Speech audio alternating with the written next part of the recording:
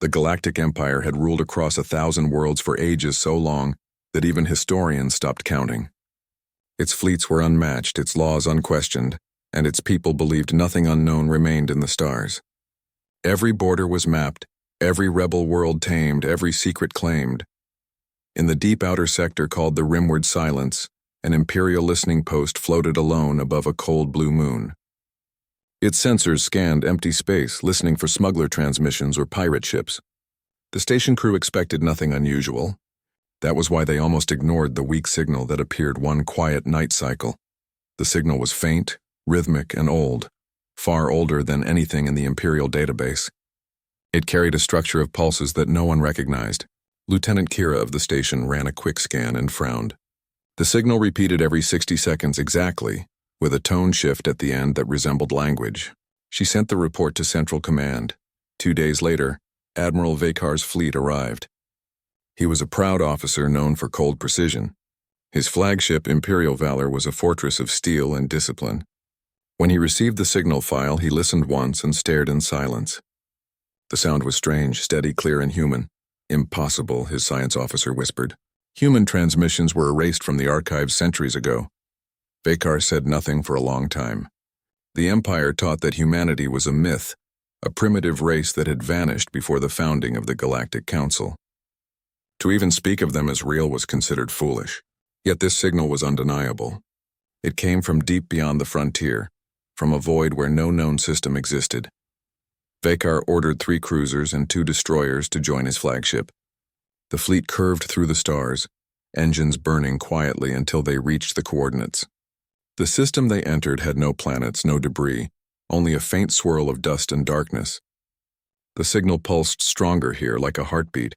Then space itself changed. Sensors screamed as energy readings spiked. The void ahead shimmered, folding upon itself like glass bending under pressure.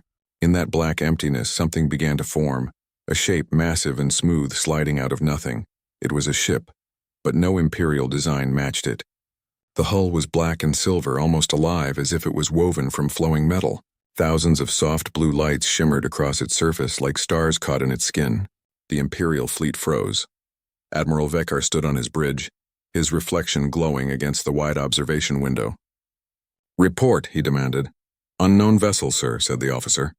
"Size 5 times larger than the Imperial Valor. Energy output off scale. The readings keep looping. Is it a ghost ship? No, sir. It's powering up." The ship broadcasted a single message, repeating in a calm rhythm. "Human vessel, UNS Aegis." Every officer turned toward Vakar, their eyes wide. The word human echoed through the bridge like thunder. No one spoke for several seconds. Finally, the Admiral said quietly, "Open a channel." They tried every known frequency, every translation pattern, but the Aegis did not respond. It just drifted silently, its enormous hull catching the light of distant suns. Its weapons were powered, but it made no move to attack. The Imperial fleet formed a circle around it, keeping distance. Tension filled every bridge and corridor. The crew whispered among themselves, some calling it a trick, others calling it a ghost from the ancient wars. Then one captain panicked. His ship, the Vigilant, fired a warning shot. A narrow beam of ion light aimed across the Aegis's hull. It struck true, but instead of exploding, the beam simply disappeared. The light melted into the ship's surface, absorbed completely. "What happened?" Vakar demanded. "Unknown, sir. The energy just vanished. It's like the hull drank it." Moments later, every ship in the Imperial formation received a single transmission. The voice was calm, steady, and unmistakably human. "This is Captain Mira Holt of the United Earth Defense Fleet. Stand down." The words carried no anger, yet everyone on the bridge felt their chest tighten. The tone was firm, filled with quiet power. Admiral Vakar stared at the speakers as if trying to see through them. "United Earth?" he whispered. "Earth doesn't exist." But the voice continued, unbothered by disbelief. "We have no intention to harm you. Your fleet fired first. Power down your weapons and withdraw." Vakar clenched his fists. "Return transmission. Tell them this is Imperial territory. They will submit to inspection." The moment he finished speaking, lights flickered across the Aegis. The space around it rippled again. Then a flash of light spread outward, touching every Imperial ship. In seconds, engines shut down. Shields collapsed. Weapons went dark. The entire fleet floated powerless. Vikar's communications officer gasped. All systems disabled. We can't even reboot auxiliary power. The admiral stood motionless, watching the Aegis glide closer. Its surface reflected the stars like calm water. When it stopped, its bridge window aligned perfectly with his. Through the dark glass, he thought he saw movement. Humans walking, then the voice came again, softer now. We disabled your systems for safety. No crew was harmed. You are advised to retreat. The frontier is closed. Vikar wanted to shout, to demand answers, but his throat felt dry. He realized this ship could have destroyed them easily and chose not to. Who are you? He finally asked. There was a pause, and then Captain Holt's voice returned. We are what you left behind. We are the descendants of those who refused to kneel. We watched while your empire rose, and now we return to warn you. Do not cross the void. Before Vikar could ask more, the Aegis turned. Its engines glowed with deep blue light, and space itself seemed to bend as it moved. Then, without a jump flash or hyperspace trail, it vanished. Simply gone. The Imperial ships regained power moments later. Systems rebooted, lights flickered on, and engines hummed again. But the silence that followed felt heavier than any battle loss. Vikar stood before the observation window. The void where the Aegis had vanished was calm again, showing only distant stars. He could not explain what he had witnessed. Every reading, every scan confirmed the same truth. No known technology could do what that ship had done. The science officers replayed the recordings again and again. The energy fields, the message, the voice, it all pointed to one conclusion. Humanity had survived somewhere beyond known space. The admiral's second-in-command, a younger officer named Revik, approached quietly. Sir, what do we tell command? Vikar stared at the empty stars for a long time. Tell them the truth, he said. A human warship appeared from the void. It defeated an Imperial fleet without firing to kill, and then it disappeared. Will they believe it? They will not want to. But the galaxy will soon have no choice. That night, as the Imperial valor turned homeward, Vikar could not sleep. He watched the stars pass, wondering what kind of people could build such a ship. He imagined a civilization hidden in the deep dark, growing in silence, waiting. Not as enemies, perhaps, but as watchers. Somewhere in that endless black, the Aegis traveled through invisible currents of folded space. On its bridge, Captain Mira Holt stood alone before a wide window. She gazed out at the faint shimmer of the galaxy she had just visited, the empire that once claimed to have erased all traces of Earth. Her crew moved quietly behind her. They knew she was thinking about the same question they all carried. Would the empire listen to the warning, or would it challenge humanity again? Mira whispered softly to herself. They have forgotten where they came from. But soon they will remember. The Aegis slipped deeper into the void, its light fading until even the stars could no longer follow. Behind it, in the civilized heart of the galaxy, rumors were already spreading. Rumors of a ghost ship, a vessel from the past, a legend reborn. For the first time in 1,000 years, the Empire felt fear. And in that fear, history began to move once again. The message from Admiral Vikar reached the Imperial capital in less than a day. His report caused chaos. No one in the High Council believed it at first. The words human warship sounded like madness, but the recordings could not be denied. The signal, the voice, and the images of the massive vessel were all real. Inside the grand chamber, the Emperor listened in silence. He was old, calm, and feared across the stars. Around him, nobles and admirals argued like frightened birds. Some wanted to destroy the ship at once. Others said it might be an ancient relic that should be studied. Only a few dared to whisper the word respect. The Emperor raised his hand and silence filled the hall. If they call themselves human, he said slowly, then they are not ghosts. They are something else. Find them. Across the Empire, fleets moved. Spy ships swept the borders. Scientists examined the strange energy readings left behind by the Aegis. Yet no one could trace where it had gone. It was as if the ship had never existed. Days passed. Then one morning, the skies above the Imperial capital darkened. A ripple formed high in orbit, faint at first, like a mirror bending. Every sensor screamed warnings. The energy signature was the same. The Aegis had returned. Civilians filled the streets, looking up as a shape appeared above the clouds. The enormous ship hung silently, its surface glowing with soft blue light. It did not fire. It did not move.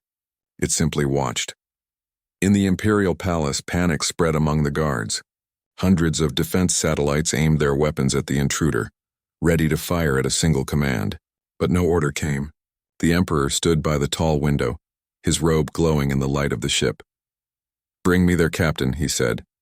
A single beam of blue light fell from the Aegis to the courtyard below. From it, a small craft descended, sleek, silent, made of the same liquid metal. It landed gently and a ramp unfolded. Out stepped Captain Mira Holt. She wore a dark uniform without rank badges, her eyes calm and steady. Around her walked two unarmed officers. The guards pointed their weapons, but she raised a hand. "I come in peace," she said. Her voice was the same one that had frozen an entire fleet. Inside the throne room, the Emperor watched her approach. When she stopped at the foot of the golden stairs, the hall fell silent. "So," the Emperor said, "the myth walks again. You are human." "Yes," she answered. "We never vanished. We only left." The Emperor's eyes narrowed. "Left? You dare claim to have abandoned the known galaxy?" "We went beyond it," Mira replied. "Beyond the edge of the map. Beyond the stars you claim as yours." Her tone was calm, but it carried the weight of something ancient. "For centuries we lived in the void. We learned to survive where time and matter break apart. We built cities inside folded space and we fought what lives there." A murmur spread through the court. One counselor stepped forward. "You speak nonsense. Nothing can live in the void." Mira looked at him. "You're wrong. Something does live there. We call them the Devourers. They feed on life itself, and they are coming." The Emperor's expression did not change, but his voice softened. "Why warn us? Why not stay hidden?" "Because they follow the noise of war," Mira said. "Your empire's endless battles echo through space. The more you fight, the more they are drawn. The Aegis came to stop that sound before it's too late." For a long moment, no one spoke. The Emperor turned away and stared at the bright outline of the Aegis in the sky. "You ask for peace," he said quietly. "Yet you enter my capital uninvited, disable my fleets, and speak as if you rule." "I do not rule," Mira said. "I protect. But if you want to fight me, you will lose. We do not want war. We want allies." Her words hung heavy in the air. The Emperor waved his hand. "Leave me," he ordered his council. "All of you." When the hall was empty, only he and Mira remained. The great doors closed. The Emperor walked slowly down the steps, stopping a few feet away from her. "What does humanity want?" he asked. Mira took a breath. "Not power, not territory. We want you to prepare. The void is opening.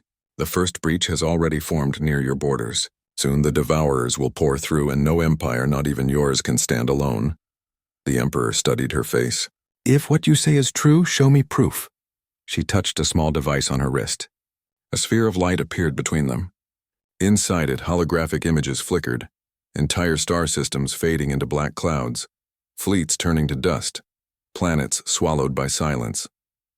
The Emperor stepped closer, his eyes wide. "These," Mira said softly, "were once our worlds." He turned away, his voice trembling with the first trace of fear in many years. "How did you survive?" "We didn't," Mira answered quietly. "Most of us didn't.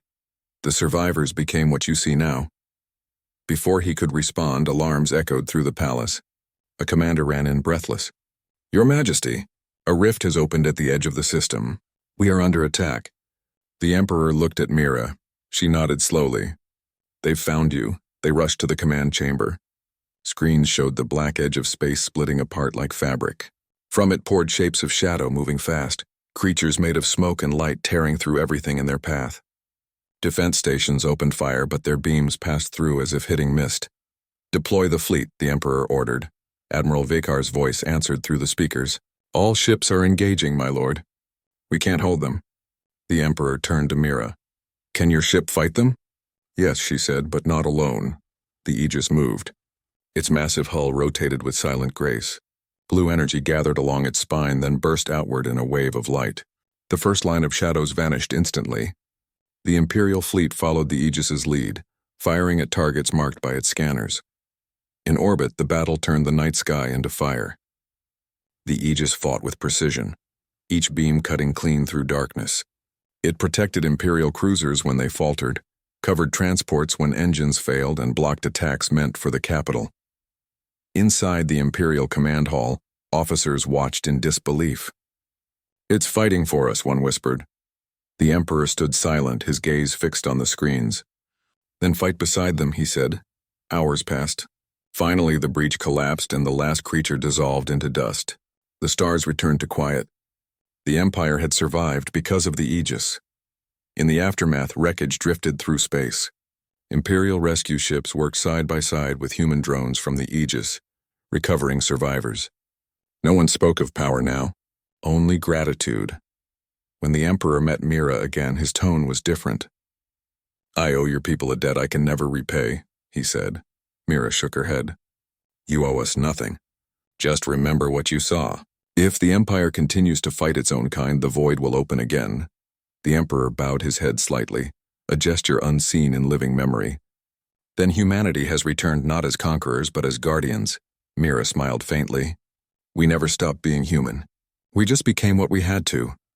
Before dawn, the Aegis prepared to leave. Its engines hummed with quiet energy. The Imperial fleet saluted as it turned toward the black horizon. The Emperor watched from his balcony as the ship vanished into folded space, leaving behind a trail of silver light.